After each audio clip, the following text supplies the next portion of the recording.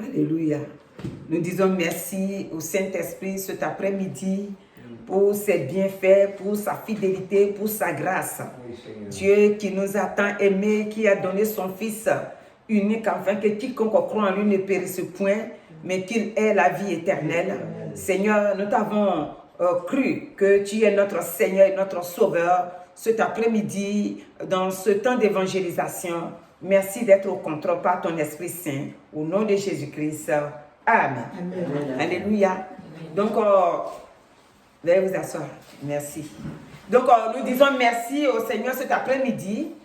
Lui qui, par sa grâce, nous a encore réunis pour écouter sa voix, c'est-à-dire sa parole, afin de pouvoir avancer chaque jour. Le Seigneur lui-même nous a dit, par la bouche de l'apôtre Paul, il dit « Priez sans cesse ». Ça, c'est 2 Thessaloniciens 5, 16 et 17. Il dit « Soyez toujours joyeux et priez sans cesse ». Si nous n'avons pas la joie, c'est difficile de prier. Parce que la joie nous donne la force et le courage de comprendre que Dieu est avec nous. Maintenant, si nous manquons la joie aussi, à force de prier, le Saint-Esprit va ranimer notre joie. Alléluia. Amen. Mais cet après-midi, donc, que Dieu bénisse chacun de nous, que Dieu bénisse tous ceux qui nous suivent, ont l'habitude de nous suivre, et ceux qui vont voir la vidéo, et aussi qui vont venir nous suivre. Cet après-midi, nous saluons toute la jeunesse dans le monde entier. Nous disons que le Seigneur continue de bénir la jeunesse et toutes les personnes qui vont aussi aller sur la vidéo, que Dieu les bénisse abondamment, car Christ est venu dans le but que chacun de nous soit sauvé. Lorsque nous l'avons cru et que nous l'avons confessé comme notre Seigneur et Sauveur. Donc cet après-midi, que Dieu vous bénisse abondamment. Amen. Au nom de Jésus-Christ. Amen. Amen. Nous sommes là donc cet après-midi pour élever notre Dieu, pour lui dire merci.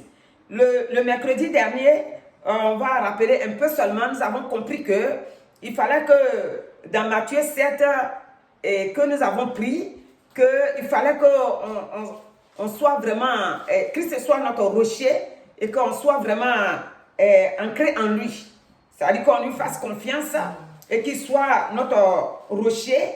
Et comme on a fait comparaison à l'homme qui a bâti sa maison et il a pris toutes les précautions pour construire cette maison-là. Et lorsque les tornades, le vent, tout ce qui est venu tomber sur cette maison-là, la maison est restée intacte.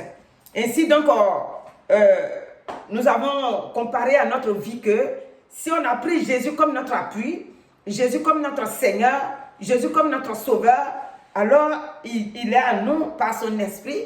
Toutes les situations auxquelles nous allons faire face, le Seigneur nous donnera la force de traverser ces situations-là. C'est pourquoi souvent on dit que même quand tu traverses le désert, Dieu il est toujours là, il ne t'abandonnera jamais. Donc cet après-midi, vous qui êtes avec nous, qui nous suivez, nous disons que le Seigneur vous bénisse abondamment. Alléluia. Amen.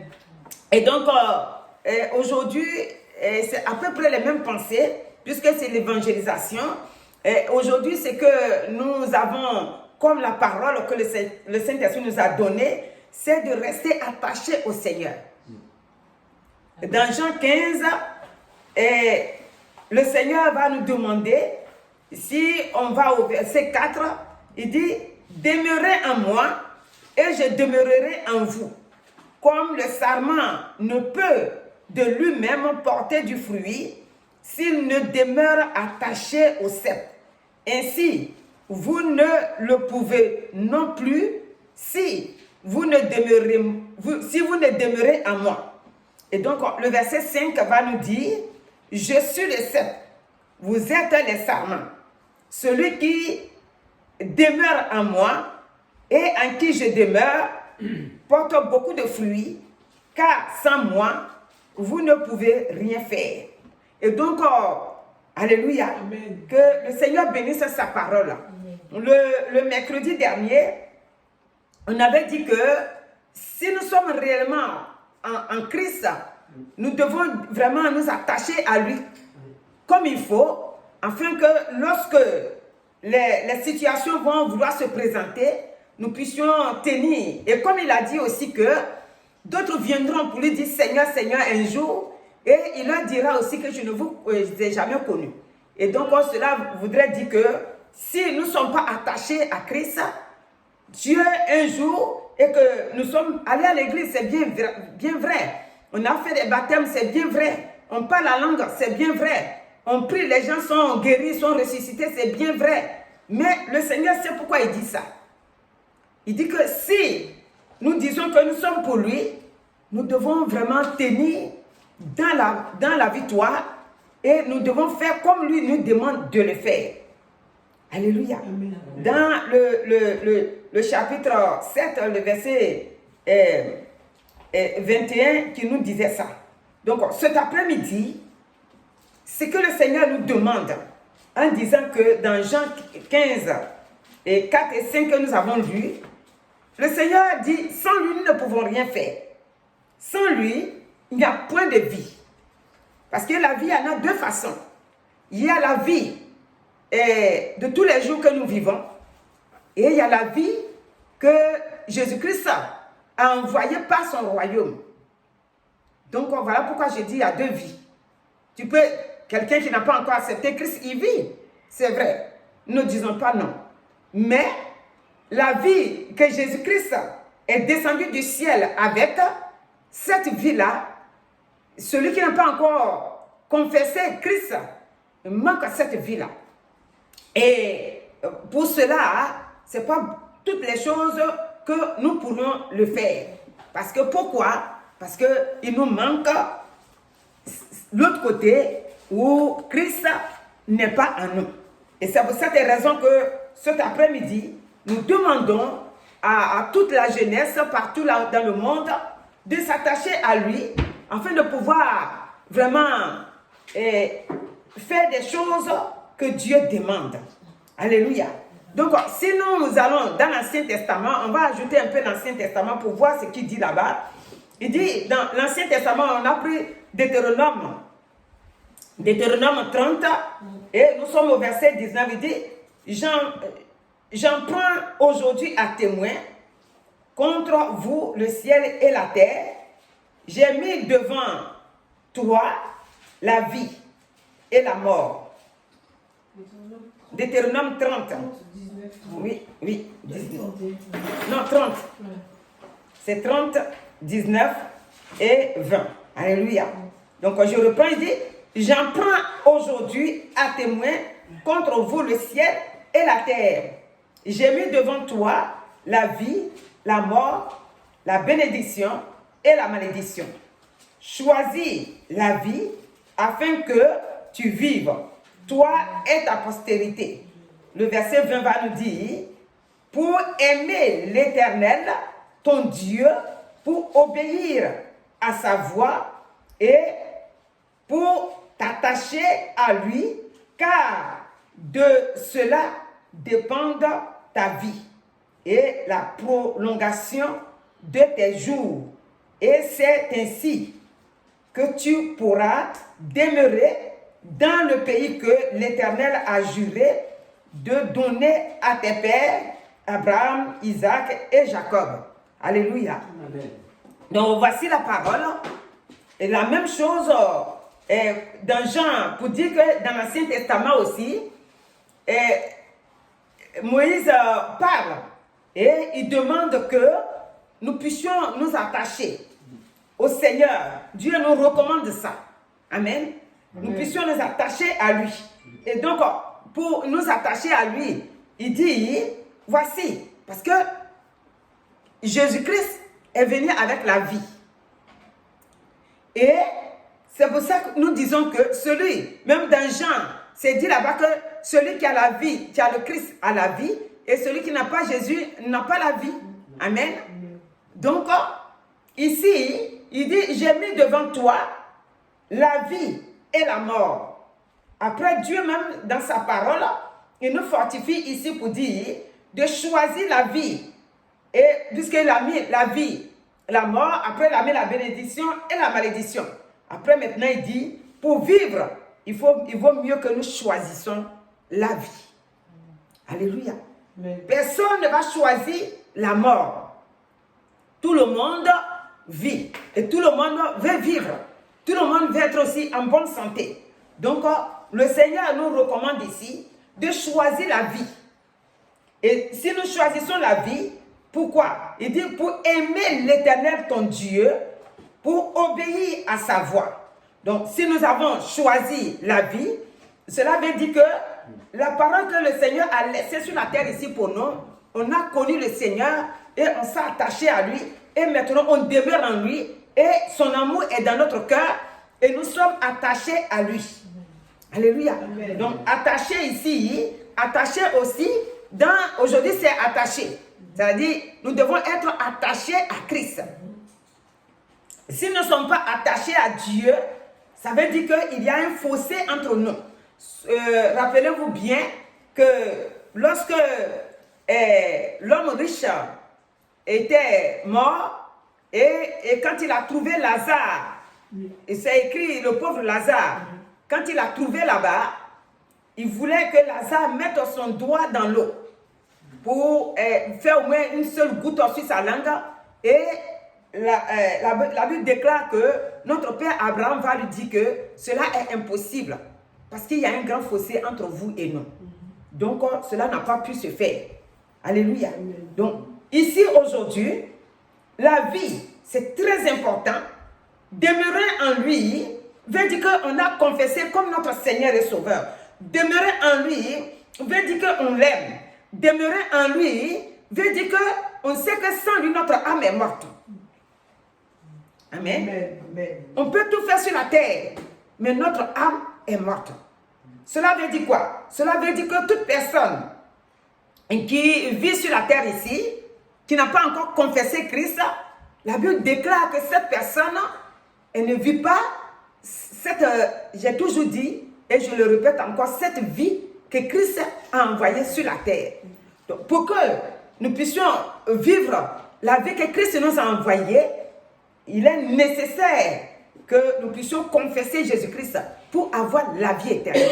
Car le monde que nous marchons là-dedans aujourd'hui, ce monde-là est un monde que personne ne sait là où il s'en va. Personne ne le sait.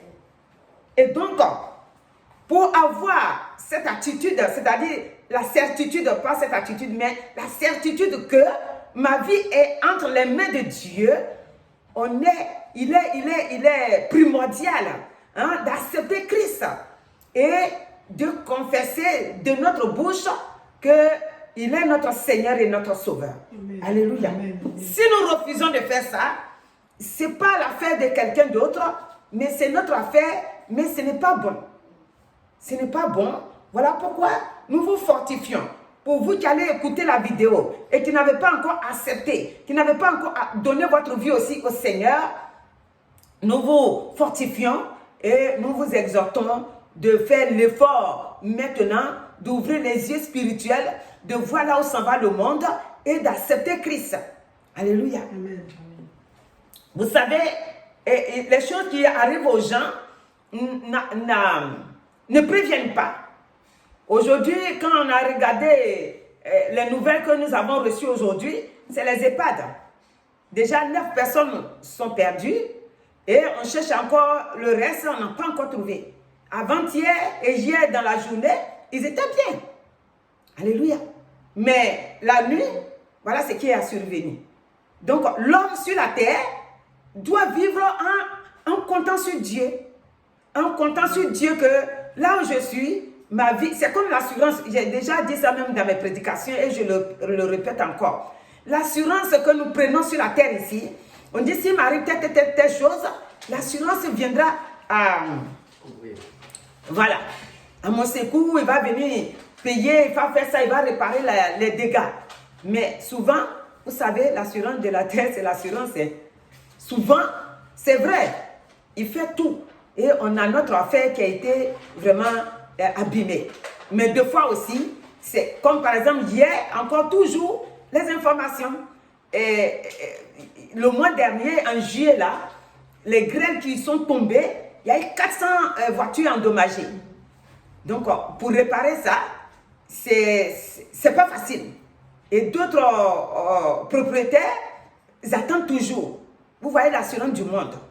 L'assurance que Christ nous a donnée. Je n'ai pas dit que ce n'est pas performant, mais ça n'atteint pas la vie éternelle. Ça veut dire que ce n'est pas pareil comme la vie que Dieu nous a donnée. Amen. Amen. La vie que Dieu m'a donnée, c'est pour toujours. La vie que Dieu m'a donnée, c'est pour toujours. Allez, alléluia, alléluia, allez, alléluia, oh, alléluia. L'assurance de ce monde-là, tu vas courir derrière eux. Des fois, ils vont faire, tu n'es pas en paix, tu n'es pas tranquille. Ils vont poser des questions. Quand tu as donné ta vie à Dieu, il n'y a plus de questions. Dieu ne te pose pas de questions. Parce que tu as donné ta vie à Dieu. Et au fur et à mesure, tu découvres l'amitié qui est entre toi et puis Dieu. C'est pourquoi il dit de demeurer en lui. Demeurer veut dire que j'ai lié amitié avec Dieu. Dieu est mon ami. C'est-à-dire le Saint-Esprit là, il est mon ami. C'est ça on dit, Jésus est mon ami de tous les jours. Jésus est mon ami il est mon ami. Le Saint-Esprit là, il devient ton ami. Amen. Donc, que l'on soit avec toi, que l'on te tourne le dos, que l'on t'aime, ou que tu traverses des situations, tu es toujours dans la paix. Parce que celui en qui tu as mis ta confiance, il est avec toi. Et il ne va pas te délaisser, il ne va pas te laisser. Regardez, on est toujours dans Deutéronome. Cette fois-ci, c'est Deutéronome 31. Les deux se suivent. Il y a beaucoup de passages dedans, mais on a sélectionné seulement un peu. Dans Deutéronome 31, voilà ce qu'il va dire. Moïse va dire ça à son jeune frère, Josué. Il dit, sinon, il avait dit ça aussi, mais là, c'est comme tout le peuple qu'il est en train d'encourager. Parce que, pourquoi? Moïse voyait qu'il allait vers une situation vraiment un peu qui va le faire quitter le monde. Amen. Amen. Ça n'a pas été prévu en lui disant que tu vas partir. Mais c'est un homme spirituel. Il voit comment le peuple se comporte avec lui. Donc, il est en train maintenant, c'est comme on dit, quelqu'un laisse héritage. Donc, il est en train de les fortifier au cas où s'il n'est plus là. Amen. Amen. Donc, au verset 6, il dit, fortifiez-vous et ayez du courage. Ne craignez point et ne soyez point effrayés devant eux, c'est-à-dire devant les ennemis. Car l'Éternel, ton Dieu, marchera lui-même avec toi. Il ne te délaissera point. Il ne t'abandonnera point. Moïse appela Josué et lui dit, en présence de tout Israël. C'est pour ça que j'ai dit qu'il parle à Josué et le peuple aussi. Amen. Amen. Donc, en présence de tout Israël, fortifie-toi et prends courage. Chaque jour, en tant qu'enfant de Dieu que nous sommes, mon frère, ma soeur, tu dois prendre courage. Sans le courage, on ne peut rien faire. Dieu lui-même a dit à Josué, et Moïse est en train de le répéter encore, car tu entreras avec ce peuple dans le pays que l'Éternel a juré à leur père de leur donner. Et c'est toi qui les en mettras en possession. Alléluia. L'Éternel marchera lui-même devant toi. Donc, quand il a accepté de faire ce que Dieu lui demande de faire, c'est-à-dire en étant avec le peuple, il dit, l'Éternel lui-même va marcher devant lui. Il ne va pas l'abandonner. Il sera lui-même avec toi. Il ne te délaissera point. Vous voyez, il répète encore délaisser. Il ne te délaissera point. Il ne t'abandonnera point. Ne crains point. Et ne t'effraie point. Alléluia. Donc, le Seigneur que nous avons accepté, nous ne devons pas craindre les situations qui sont devant nous. Une fois que la crainte est là, c'est-à-dire une fois que la peur, nous on va appeler ça comme ça, est là, il est impossible d'aller de l'avant. Parce que la peur, dans ton cœur tu trembles. La peur peut envoyer le doute. La peur peut faire que tu n'as plus de force spirituelle pour vraiment te tenir devant le Seigneur et demander qu'ils viennent à ton secours. Parce que tu trembles. Alors, si tu as le courage, et si les mots qu'on a vus ici, là, si tu sais que Dieu ne te délaisse pas, si tu sais qu'il ne va pas t'abandonner, si tu sais que quand il dit quelque chose, il le fait, alors, tu as l'assurance. Comme on chante, j'ai l'assurance de mon salut par la présence du Seigneur Jésus. Son sang m'a lavé, m'a racheté, et l'Esprit Saint m'a régénéré. Après, c'est l'assurance. Dis, j'ai l'assurance de mon salut. Donc nous tous, nous avons l'assurance, nous qui avons accepté Christ. Nous avons l'assurance de notre salut. Le monde tremble, le monde est calme, le monde est comment. Nous avons l'assurance. Alléluia. Parce que nous sommes fortifiés aujourd'hui par le Saint-Esprit. Nous sommes fortifiés aujourd'hui par la parole de Dieu qui est avec nous. Alléluia.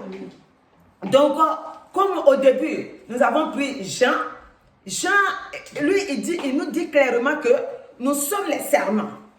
Et lui, il est le cep. Et si on veut continuer pour lire, il va nous montrer que Dieu lui-même, il est le vigneron. Et c'est pourquoi au verset 5, il dit, écoutez, je vais vous dire un secret. Moi, je vous dis que sans le Saint-Esprit, quand il dit sans moi là, peut-être qu'il ne serait plus là. Donc, c'est le Saint-Esprit. Sans le Saint-Esprit, vous ne pouvez rien faire. Donc, si vous attachez à moi, ça veut dire que vous vous attachez, on va chercher 1 Corinthiens, combien la même que j'ai pris 1 Corinthiens. Allons-y dans 1 Corinthiens d'abord. Je crois que c'est 6. Si vous attachez à moi, c'est comme vous attachez au Saint-Esprit. Au verset 17. Et dit, 1 Corinthiens 6, 17 dit, on va lire ça et après, s'il faut qu'on relie le 16, on le fera. Il dit, mais celui qui s'attache au Seigneur est avec lui un seul esprit. Alléluia. Donc, si on est un seul esprit avec le Seigneur et que nous avons choisi la vie et non la mort, et que nous avons choisi la bénédiction, non la malédiction. Alléluia. Ça veut dire que maintenant, toi et moi, on est attachés à ce Dieu qui donne la vie, à ce Dieu qui ressuscite, à ce Dieu qui délivre. Alléluia. Amen. Moi, chaque jour, dans ma tête, cet homme-là ne quittera jamais dans ma tête. Il y a beaucoup de miracles que Dieu a fait, que Jésus-Christ a fait sur la terre. Mais je dis que cet homme, rempli de 2000 démons, quand même, l'homme a tout fait. Sa famille a tout fait. Mais regarde. Donc, c'est Jésus seul que les démons là ont pris peur et ont lâché le monsieur. Ça veut dire que l'ennemi, il peut me voler. Mais si le Saint-Esprit est là, il lâche tout de suite. Il peut te voler. Il peut même toucher tes affaires. Mais avec le Saint-Esprit, il va lâcher ça tout de suite. Alléluia. Pourquoi? Parce que le pouvoir, l'autorité, la puissance se trouve avec lui. Alors, jeunesse que vous êtes, jeune que vous êtes, cet après-midi, le Seigneur vous fait appel. Il dit, attachez-vous à moi. Attachez-vous à moi. Parce que si vous vous attachez à moi, vous ne voyez pas avec vos yeux naturels là, physiques là. Mais, comme nous disons souvent, c'est surnaturel. Christ, il vit en toi. En tant qu'enfant de Dieu, donc ta vie est cachée en lui. L'ennemi peut s'élever comme il veut, prendre toutes les voies qu'il veut. Mais tu es caché en lui. Il dit, celui qui s'attache au Seigneur est avec lui un seul esprit. Et donc, vous voyez, le verset 16 dit, loin de là, ne savez-vous pas que celui qui s'attache donc à la prostituée a un seul corps avec elle, car est-il dit, les deux deviendront une seule chair. Alléluia. Amen. Donc, si quelqu'un s'attache à une prostituée, c'est-à-dire à chaque fois que tu t'attaches à quelque chose, c'est pourquoi nous disons que nous devons fuir l'impudicité, nous devons fuir tout ce qui ne nous donne pas la vie pour nous approcher de Christ. Amen. Amen. regardez le 18, tu vas dire, fuyez l'impudicité. Parce qu'on est attaché à Christ. Quelque autre péché qu'un homme commette, ce péché est hors du corps. Mais celui qui se livre à l'impudicité pêche contre son propre corps. Alléluia. Amen. Donc, si on continue, le verset 19 et 20, c'est pour nous dire que nous sommes maintenant devenus le temple de Dieu, le temple du Saint-Esprit. Et nous avons été rachetés à un grand prix. Le fait de souffler. Comme Alléluia. Comme nous avons été rachetés par Christ, comme nous avons été rachetés par Christ, nous sommes donc dans sa main. Et notre vie,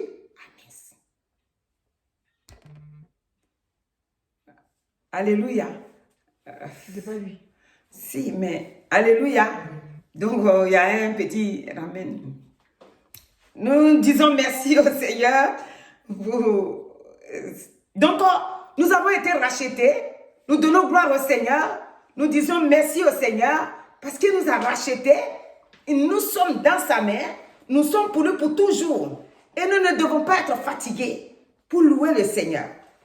Dans Exode que nous avons eu la semaine dernière, vous voyez comment le verset 13 nous dit dans Exode 12 là, Dieu dit que le sang va nous servir des signes. Il dit ça à Moïse, et Moïse sait que le sang là nous sert de signes réellement. Alléluia. Et donc cet après-midi, le Dieu qui nous sert de signes par son sang, nous devons l'obéir. Amen et remet. Nous devons l'obéir.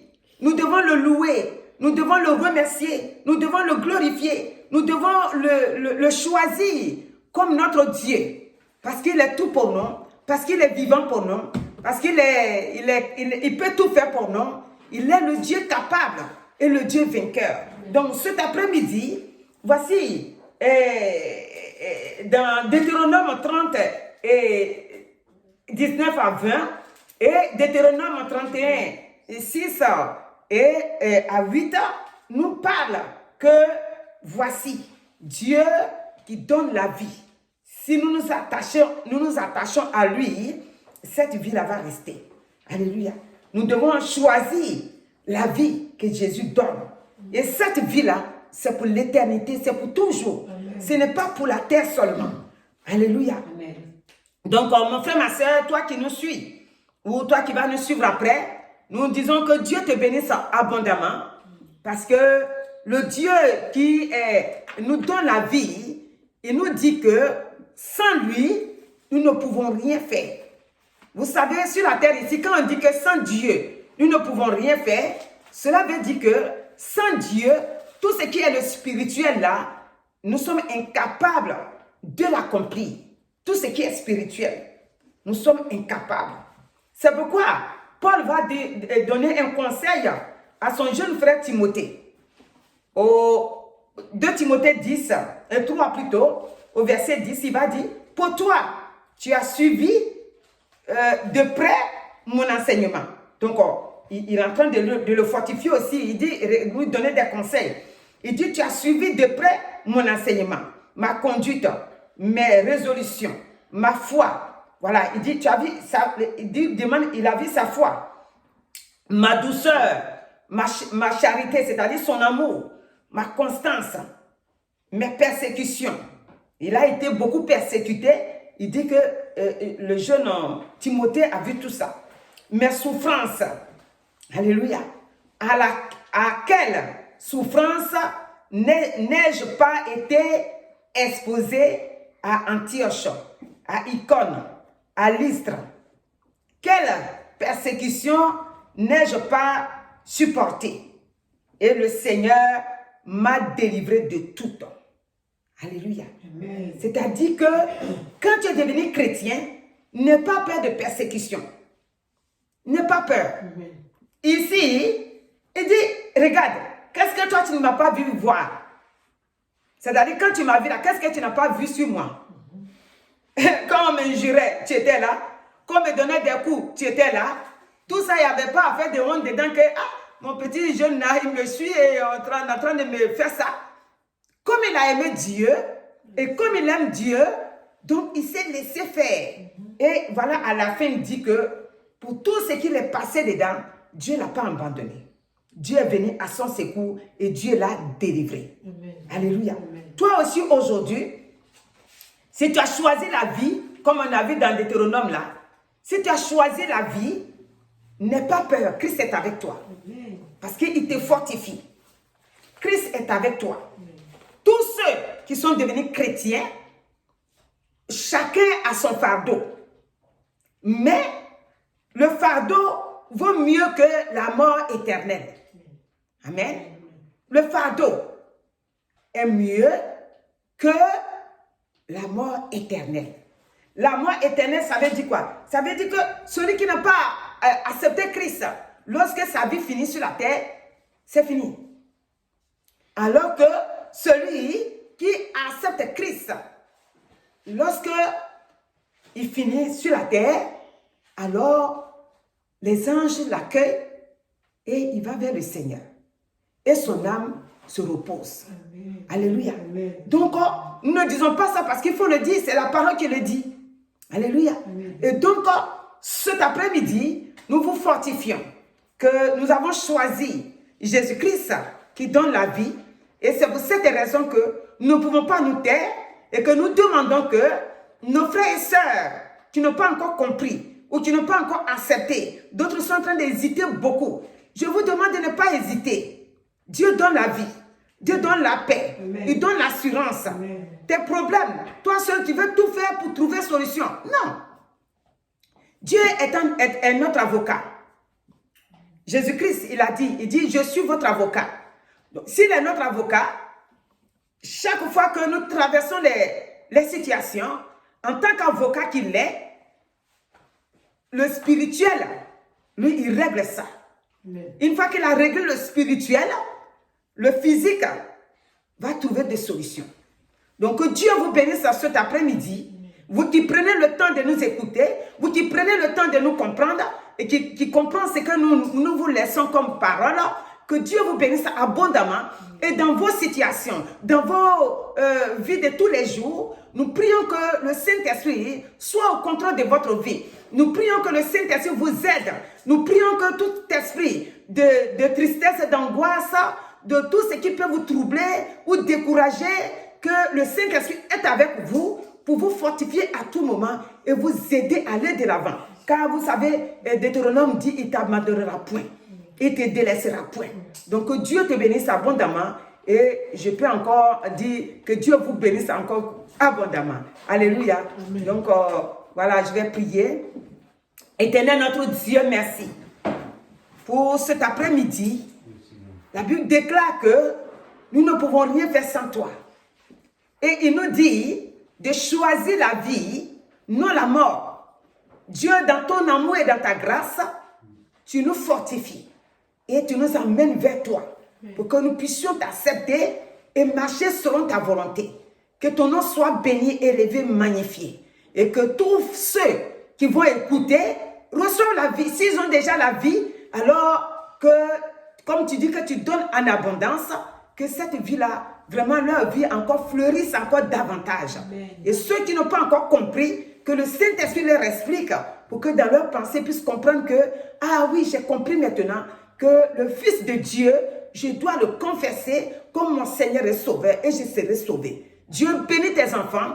Ceux qui traversent les moments difficiles, viens à leur secours. Ceux qui sont malades, Seigneur, tu es le Dieu qui guérit. Ceux qui ont des souffrances dans leur corps, Seigneur, la Bible déclare dans Matthieu 4, 23, que lorsque tu guérissais les boiteux, les paralytiques, tous ceux que tu guérissais, il y en avait aussi ceux qui souffraient dans leur corps.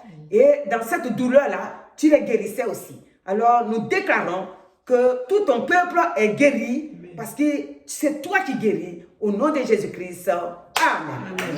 Alléluia.